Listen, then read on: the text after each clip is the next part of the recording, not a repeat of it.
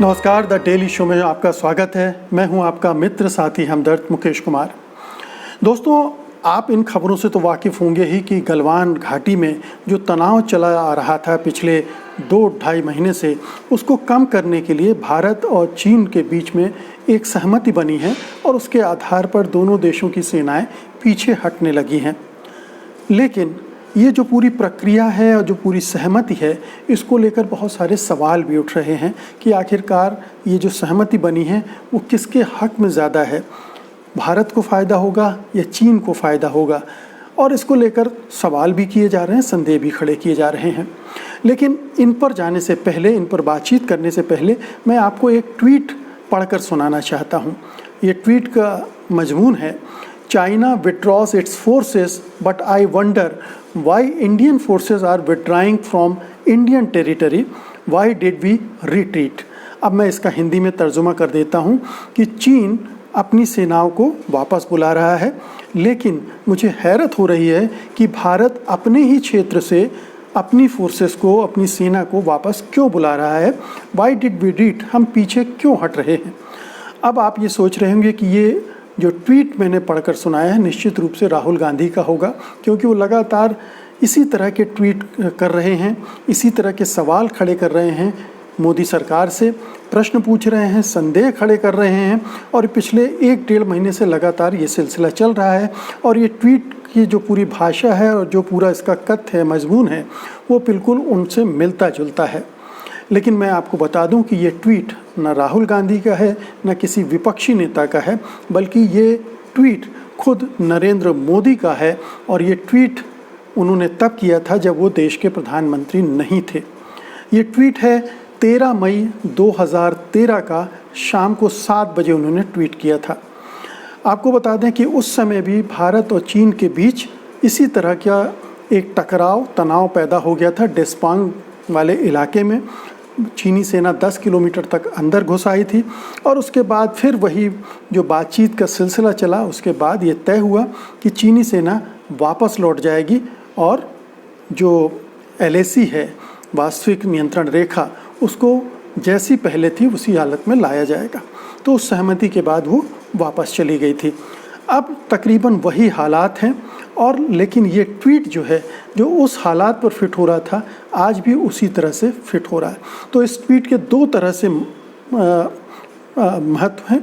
एक तो महत्व ये है कि ये बताता है कि जो संदेह उस समय पैदा हुए थे, उस समय जाहिर किए जा रहे थे, वैसे ही संदेह आज भी मौजूद हैं मौजूदा सरकार के साथ में, क्योंकि वो पारदर्शिता नहीं बरत रही है, क्योंकि वो शेयर नहीं कर रही है किसी से।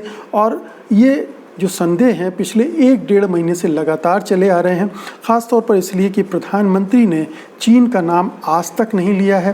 प्रधानमंत्री ने सर्वदलीय बैठक में जो कुछ कहा, वो उसको बाद में उसका एक तरह से खंडन भी हुआ और अभी तक सरकार की तरफ से ये क्लियर नहीं है कि आखिरकार हुआ क्या था जिसमें हमारे 20 सैनिक शहीद हुए थे। और अगर चीन अंदर घुस आया था तो वो वापस लौटा क्यों, अब लौट रहा है जो, तो वो किस तरह, कितनी ज़मीन अपने कब्ज़े में लेता हुआ लौट रहा है, क्योंकि कहा यह जा रहा है कि 2 किलोमीटर पीछे हट रहा है, करीब 1.8 किलोमीटर पीछे हट रहा है और भारत भी हट रहा है।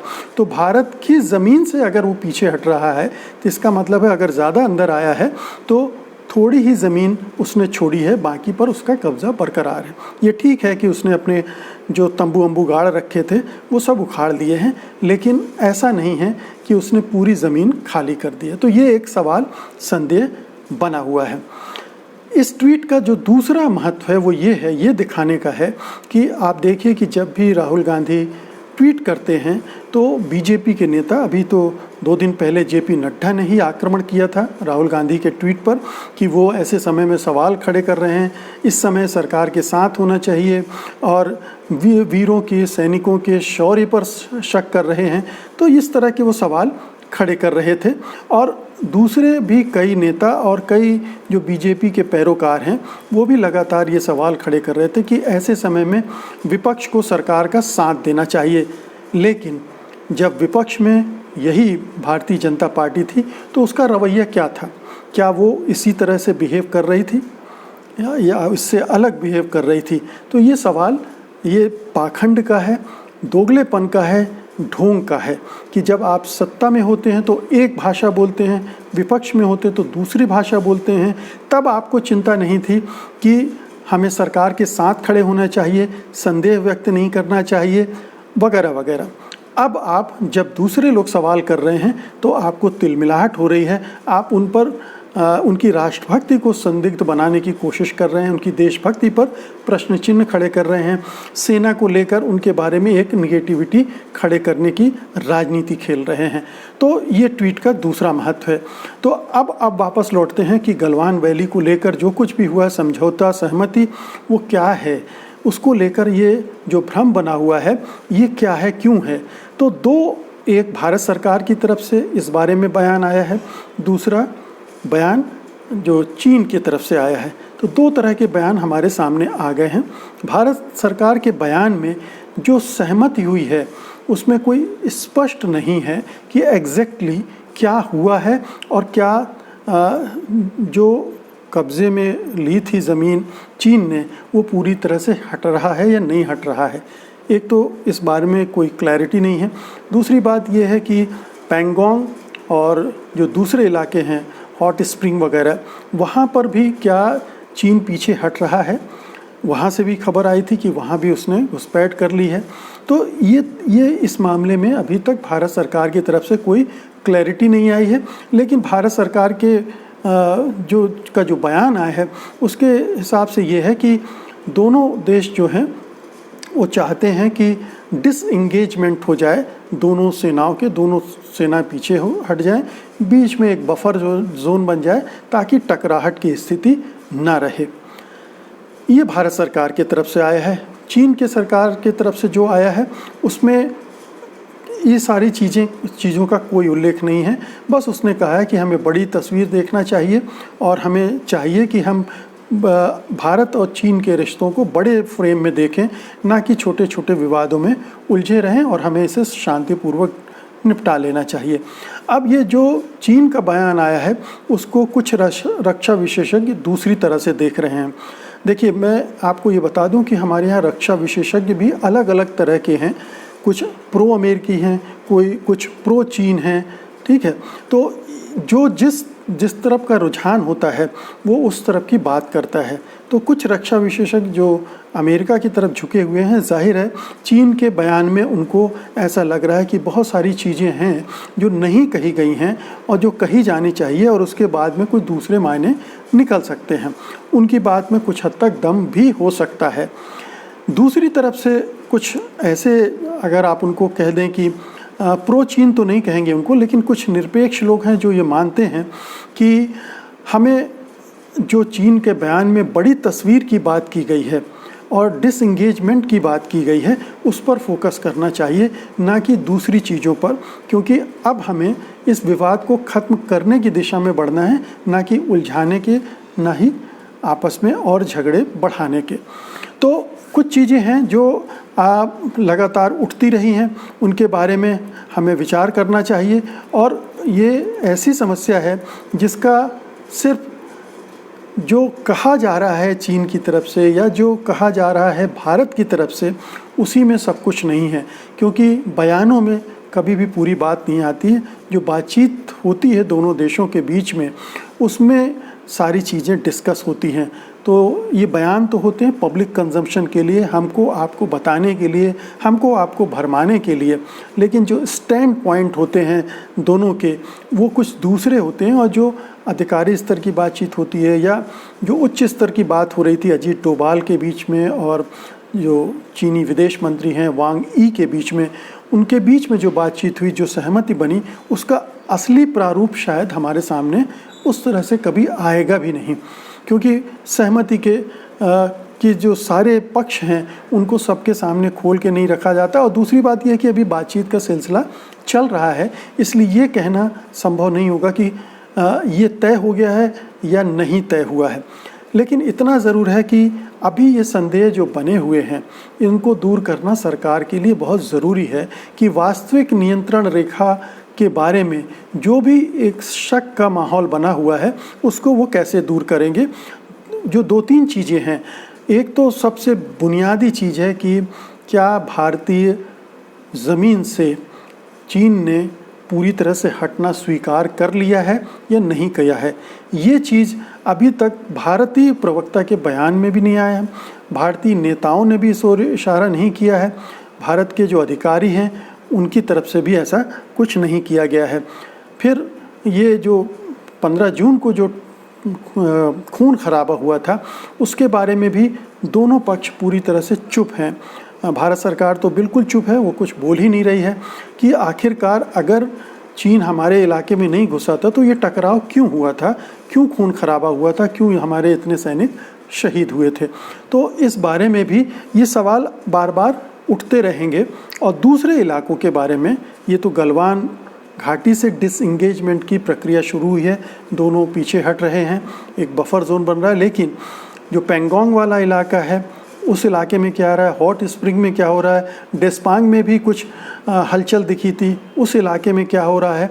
तो इन इलाकों में चीनी सेना का रुख क्या है और भारतीय जो अधिकारी हैं, जो वार्ताकार हैं, वो किस तरह से उसको डील कर रहे हैं, किस तरह से चीन को समझाने मनाने की कोशिश कर रहे हैं ताकि वो जो वास्तविक नियंत्रण रेखा पहले थी इस जो चीनी घुसपैठ के पहले, वो उस स्थिति को कैसे बहाल किया जाए। तो चिंता की बात ये है। अब सवाल उठता है कि आगे का रास्ता क्या है, क्या भारत के पास कोई रोड मैप है। मुझे लगता है कि अजीत डोभाल ने निश्चित रूप से बातचीत को थोड़ा एक कदम आगे बढ़ाया है।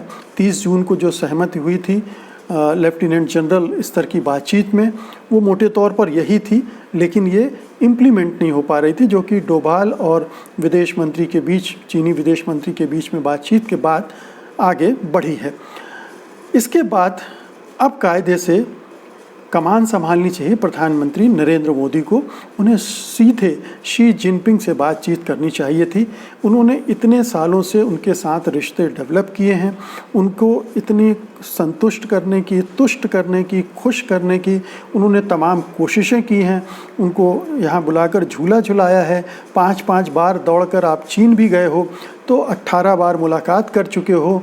और ये तमाम इसके पहलू हैं भारत और चीन के रिश्तों के, जिसमें व्यापारिक रिश्ते भी हैं, सामरिक संबंध भी हैं और दूसरी जो पहलू हैं अंतर्राष्ट्रीय उसके पहलू हैं वो भी हैं। तो इन सब मसलों पर बेहतर होगा कि अब प्रधानमंत्री नरेंद्र मोदी खुद शी जिनपिंग को फ़ोन करें, बातचीत करें उनसे, या दोनों की एक शिखर वार्ता अधिकारी लोग मिलकर तय करें और उसके बाद ये जो सीमा पर बार बार होने वाले विवाद हैं उनको ख़त्म करने की दिशा में कोई ठोस कदम उठाया जाए। ठीक है कि 1993 के बाद से 3 समझौते हो चुके हैं और उनकी वजह से काफ़ी कुछ शांति रही है, लेकिन बार बार ये जो हर साल 2 साल 3 साल में इस तरह की हरकतें होती हैं और जिसकी वजह से तनाव बढ़ता है, उसको ख़त्म करने के लिए क्या किया जा सके, इसके बारे में फ़ैसले शिखर स्तर पर ही हो सकते हैं और इसमें नरेंद्र मोदी को पहल करने से हिचकिचाना नहीं चाहिए। इससे दोनों देशों का भला है, भारत का तो है ही, क्योंकि इतनी सारी समस्याओं से जूझते भारत को अगर किसी छोटे मोटे युद्ध में भी उलझना पड़े तो उसकी शक्ति ज़ाया होती है, उसकी आर्थिक नुकसान बहुत बड़ा होता है और एक झटके में ही देश कई साल पीछे चला जाता है। चीन की इकोनॉमी हमसे 5 गुनी बड़ी है, इसलिए वो हमसे ज़्यादा इस तरह के झटके सह सकती है। इसलिए हमें चीन से भिड़ने के बजाय चीन से हाथ मिलाने की दिशा में बढ़ना चाहिए और ये काम प्रधानमंत्री नरेंद्र मोदी के ज़रिए ही हो सकता है, बशर्ते वो अमेरिका के साथ एक एक्सिस बनाने के बारे में फ़ैसला न कर चुके हों। वो चौकड़ी जिसकी बात हो रही है, क्वाड, ऑस्ट्रेलिया, जापान, भारत और अमेरिका की, अगर वो उसमें शामिल होने का फ़ैसला वादा न कर चुके हों ट्रम्प साहब को, तो उन्हें ये करना चाहिए। और उस क्वाड में शामिल होने का मतलब ही है भारत के लिए एक नुकसानदेह स्थिति। अमेरिका कभी विश्वसनीय साथी नहीं हो सकता है। अमेरिका से ज़्यादा सटने का मतलब है रूस को भी दूर करना और चीन को भी दूर करना। रूस हमारा पुराना दोस्त रहा है, तो उस पर ज़्यादा यकीन किया जा सकता है बनिस्बत अमेरिका अपनी चौधराहट बढ़ाने के लिए ये सारे तामझाम कर रहा है, धमकाने का, भारत के साथ खड़े होने का, चीनी ऐप्स को बैन करने का। इस झांसे में भारत को नहीं आना चाहिए, मोदी जी को नहीं आना चाहिए। और अब एक ठोस पहल प्रधानमंत्री नरेंद्र मोदी की तरफ से होनी चाहिए शी जिनपिंग के साथ, और इस विवाद पर ताला लगना चाहिए और आगे के लिए कैसे रोड मैप बन सकता है विवाद रहित, उसके लिए कोशिश करनी चाहिए। अगर ये कर पाते हैं नरेंद्र मोदी तो ये उनकी बहुत बड़ी सफलता होगी, बहुत बड़ी जीत होगी। उनके टेन्योर की जो असफलताएं हैं उनकी सूची लगातार बढ़ती जा रही है। एक भी सफलता वो नहीं गिना सकते हैं, गिनाने को तो वो दर्जनों गिनाते हैं, लेकिन एक भी कोई ठोस सफलता जिसको सब लोग सफलता मान लें ऐसी नहीं है। अगर वो इस मोर्चे पर कुछ कर पाएँ तो निश्चित रूप से ये एक ऐतिहासिक उपलब्धि होगी जो इतिहास में दर्ज हो जाएगी। तो मित्रों, ये था आज का वीडियो। उम्मीद है कि आप इसे पसंद करेंगे और इसे शेयर भी करेंगे और satyhindi.com को सब्सक्राइब भी करेंगे। अब मुझे अनुमति दीजिए, कल एक और विषय के साथ मैं फिर हाजिर होऊंगा। तब तक के लिए नमस्कार। सत्य हिंदी के और वीडियोस को देखने के लिए हमारे YouTube चैनल को सब्सक्राइब करें और सीधे नोटिफिकेशन पाने के लिए बेल आइकन दबाएं।